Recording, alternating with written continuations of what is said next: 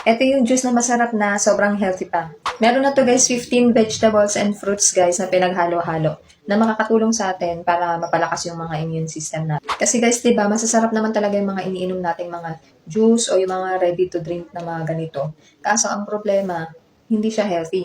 Kahit nga minsan sinasabi dun sa mga label nila na healthy na dahil may mga ingredients na nakakapagpa-healthy. Pero meron pa rin yung mga ingredients na nagiging dahilan para magkasakit pa tayo. Lalo na guys, kadalasan talaga sa mga juice, masarap talaga siya kasi nga matamis eh. Tapos kadalasan sa mga matatamis, sobrang dami talaga niyang mga sugar.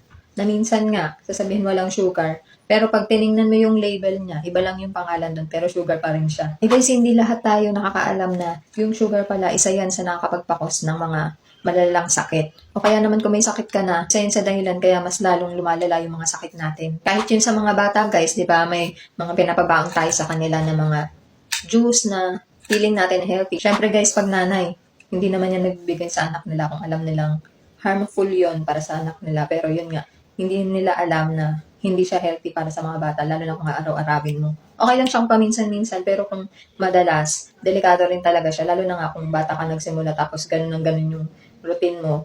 Sobrang delikado. Kaya guys, sobrang natutuwa talaga ako sa juice na to. Kasi ang sarap talaga niya. Talaga mapaparami yung inuman dito. Tapos, bukod doon, walang problema kahit araw-arawin mo to. Kasi nga, sobrang healthy nito. Herbal kasi to guys, herbal juice siya. Kaya guys, maganda talaga to para sa akin, lalo na kung araw-arawin natin or gagamitin natin siya na pang matagalan talaga. Kasi yung effect nito sa katawan natin, mas maganda. Bali guys, pag nag-order kayo nito guys, bote lang siya na merong powder sa ilalim. Tapos, bali kayo na yung maglalagay doon guys ng tubig. Ang gagawin nyo para kung paano siya itimpla guys, ang gagawin nyo, di ba, powder siya. Lalagyan nyo lang siya muna ng kalahating tubig. Tapos, i-shake-shake nyo siya ng bonggang-bongga. Tapos, silipin nyo dito. Kapag natunaw na siya ng maayos, saka nyo siya ulit dagdagan ng hanggang dito lang na tubig.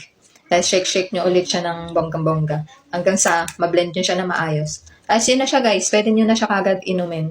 Tapos, kung pang-maintenance nyo lang naman siya na iinumin, halimbawa gusto nyo lang maging healthy. Ganito lang talaga yung recommended niya.